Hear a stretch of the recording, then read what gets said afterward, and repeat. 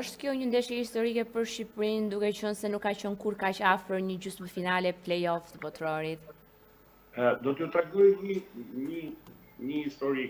Në vitin dhe eliminatorët e botrorit vitin 1986, që do të zhvillohej në Meksik, botrori fituar nga Argentina, ne kishim në grup Belgjikën,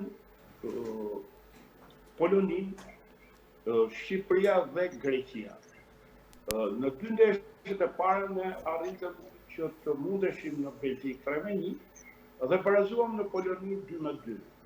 Ndeshja e tretë ka qenë në Tiranë, është një ndeshje historike në 18 dhjetor 1984 kundër Belgjikës dhe fituam 2-0.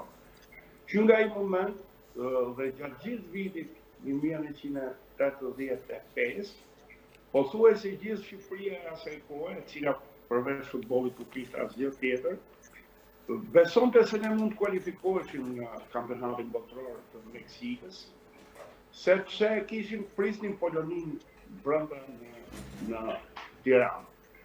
Ndodhi që një ditë përpara ndeshjes tonë me 31 maj, u luajt finale e Champions League-s midis Juventusit dhe Liverpoolit.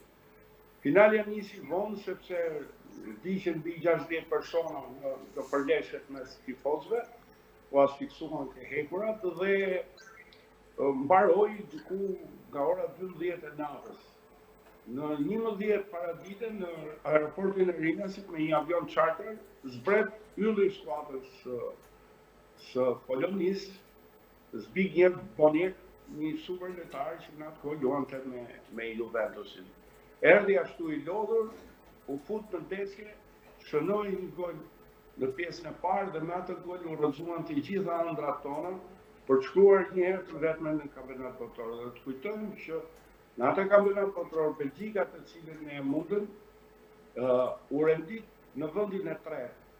Pra, ishte era e parë dhe e fundit që ne ishim aq afër në kampionat botror.